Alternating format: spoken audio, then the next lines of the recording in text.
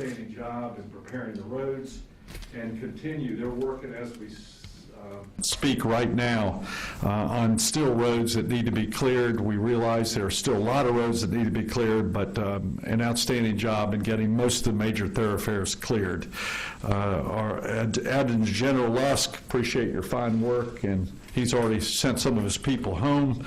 And special thanks to Mike Sprayberry, our Director of Emergency Management. He's done a great job in keeping us all together as a team and really coordinating this whole operation. And also William Gray, your Highway Patrol officers working with the city and county sheriffs, have done just an outstanding job. We appreciate the men and women in black and gray. They mean a lot to us, and they did an outstanding job. So with that, I'm going to have each of them, starting with our Secretary of Public Safety, give a report, and then I'm going to ask Secretary Tata to give a report, and then if any of the others want to answer any further questions or clarify any points that need to be made, we'll do just that. But again, let's don't relax too much during this last remaining hours. Let's stay diligent and continue to be safe. With that, Secretary Perry, thank you very much. Thank you, Governor. And remember, Ready NC app. We certainly appreciate the readiness of that and the application and the proficiency you provided as far as information from weather to accidents. I may have given good advice to the governor, but I didn't take it myself. I was called into Washington for a Homeland Security meeting on Tuesday, and I got up there and did a U-turn and came back, and that afforded me 12 hours on I-95 through the worst of it. But let me say this. When I crossed that North Carolina line and was headed home to help what little bit I could with professionals already in place, I knew it was in good hands. They didn't need me. I really needed them. But when I saw the Department of Transportation people out, when I saw the Highway Patrol out, it was refreshing because it was getting bad. And I-95 was full of truckers and people in need. And what I saw, I didn't see one stranded motorist that didn't have a deputy or an officer or a trooper by their side. And I saw the Department of Transportation, the old Volvo graders were put into use. And I saw the old galleons that we haven't seen for some time, and the trucks and the snow plows. It was an excellent job, and that is not my department. And I just want to thank Mr. Tata and the governor for the leadership in clearing the roadways and then hitting I-95 and then 64 West. It was almost a whiteout, but thankfully we made it home fine. I want to thank Colonel Gray and the Highway Patrol for over 5,000 calls that they responded to, over 3,100 collisions. And that is excellent response statewide. With the governor, of course, we do send out our prayers and our heartfelt sympathies to the family in Surrey County, the two families for the lives lost there, and indeed the trucker whose life was lost but unrelated to the storm. And we responded to those in need, be they on the road, but we responded with the National Guard. General Lusk is here to my left, but they responded with some 38 teams, and there's nothing better to hear than the diesel Humvee coming your way when you need to be at the hospital or you need to respond professionally. And they picked up people in need. They picked up people that needed to go to shelters. The National Guard picked up professionals who had to be on duty at the hospitals, and for that we are grateful. I want to thank Mike Sprayberry, Ready Team always. Director Sprayberry recently withstood the scrutiny of a national certification, found 0 deficiencies before this storm. I can't think of anything to criticize now. And this governor can't think of anything to criticize. This is a team that prepares and actually leads the way as far as other states nationally recognized for the work they do. So from the Department of Transportation to the National Guard to the Highway Patrol to Emergency Management, I would like to mention just briefly some other important friends and allies in getting us through this time. The Department of Agriculture, Health and Human Services, the Department of Insurance, and the Department of Environment and Natural Resources, and so many more. By the way, I want to give a special thanks. As we always say, tragedies and disasters are always local. They begin there, they end there, and the counties were extremely responsive. The EOCs, as you call them, Director of the Emergency Operation Command Centers, many are still working. I believe 7 are still active, and 20 counties have declared a local state of emergencies, and again, once again, 7 counties still have their EOCs operational. Thanks again to local authorities, local EMS personnel, and I once again thank this governor for requiring us to be prepared, even if it is often needed to return from an assignment and come back home where the disaster is. Now I will introduce Secretary Tata of the Department of Transportation.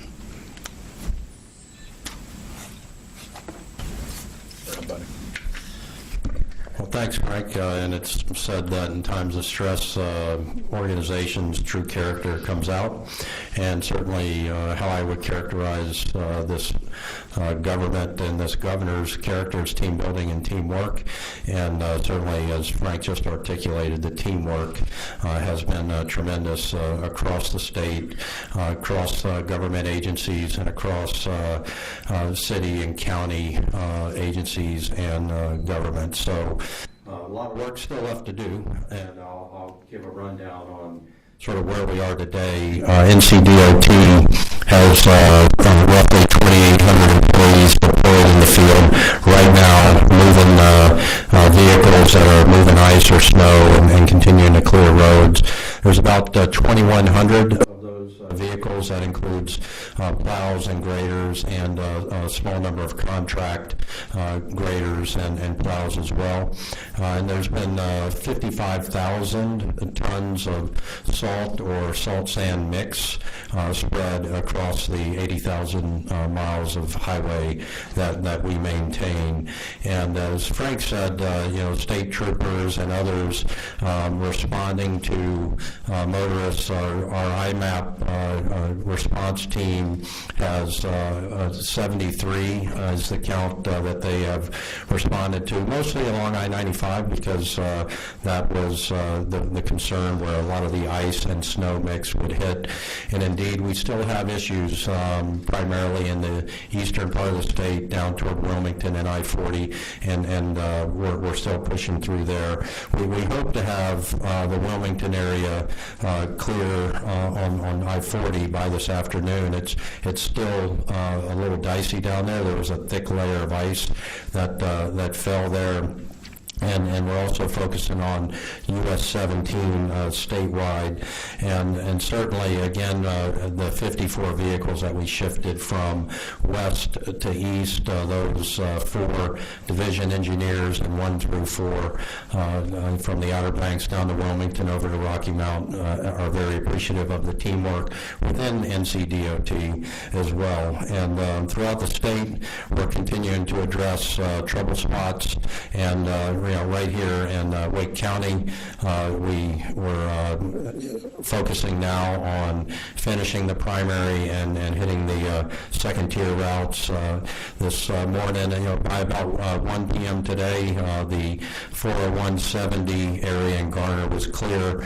Last night, had a conversation with Senator Barefoot and Division Engineer, talked to Town Manager Hardin Watkins to make sure that when we started out this morning, the sun was up and it was warm enough to get the salt working on the rest of that road. We continued working on that, so within the first 48 hours it has been cleared, and we will continue to move on to secondary roads. And as we talked before, there's about 6,000 lane miles here in Wake County. When you're driving about 20 miles an hour through with the clearing, it usually takes 2 to 3 passes to clear a road. Just again, I remind everybody that's like driving across the country at 20 miles an hour 4 to 6 times, and just in Wake County, and all 100 counties have been impacted. So I'm awfully proud of the team that has been doing this, and they've been working 24/7 to make sure that these roads are clear and safe and as possible. And also want to make sure that as we continue to clear roads, and particularly on the secondary roads, which are less wide than some of our primary routes, to give that plow a little extra space, because certainly it's a little wider than your average car. And as the governor said, we urge all motorists to continue to use caution. We've had good sunlight today, which has helped melt and allow the salt to be effective and allow us to do more clearing operations. It's going to be freezing again tonight, and there'll be more black ice on the road. It'll be dangerous again in certain areas, and this is where it gets particularly dicey, because you think the road is wide open, and there'll be one little spot of black ice that could be the killer. So particularly in the AM, as tomorrow morning as you're looking, make sure you're watching carefully and you're still driving in a very controlled fashion. And just thanks again to emergency management. Mike Sprayberry and his team have been truly awesome to work with, as they always are. Colonel Gray and the State Highway Patrol and General Lusk and the National Guard, really great teammates, and I'm proud to stand up here next to them, and look forward to answering any questions that any of you may have. Thank you very much. Let me just conclude by saying that even though I'm very pleased with this team effort, and I give them very high marks, we will do an evaluation of what worked and what didn't work, like we do on all emergencies, and we will see where we had potential gaps. So next time this comes, because there will be a next time, we're even better prepared. So we recognize there are always deficiencies and there are always ways that we can have continuous improvement, and this is a team that believes in continuous improvement no matter who we're benchmarked against or how good a job they did. So this is the type of team that is. Again, I just want to emphasize to the citizens during the remaining hours of this storm, when you're driving home tonight, continue to be smart. Now's not the time to get stupid. You could kill not only yourself, you could hurt someone else. So let's be careful these remaining hours of this storm, and let these people do their job, and let's have nature take its course. It's been a little late this year with this weather storm. Usually it would have happened already, but we saw some of the coldest weather, that sustainable weather in our state's history, and we've got to respect it, continue to respect it. So with that, we'd be glad to answer any questions. Yes. Governor Brad, Secretary Tatum, do we have a preliminary idea of what this might have cost, say, in terms of all the preparation and all the work? I may have the director give it, Tatum, Secretary, or the director, either one of you. I think for DOT, the Secretary is probably better equipped to answer that one. Well, I don't have a number for you right now. We can get you one, and I'll get with Mike Charbonneau, and we've been really so busy just making sure we've got everything possible out there. The additional cost would come in the contract trucks, the 300 or so contract plows and trucks that we've brought in, and of course we have brine and we have salt and we have sand, and of course we'll have to replenish all of that. So the contract trucks would be the big additional cost, and I'll have Mike get you that number. Again, our goal was to, as I said yesterday, be over-prepared, and we were hoping the storm would be underwhelming, but in certain parts of the state, it exceeded our expectations, not with snow, but with some of the ice. So it was quite unique in North Carolina here. Yes, sir. You mentioned potential gaps in the system, and thank you. You mentioned potential gaps in the system. Do you know of any now? Did any stand out to you?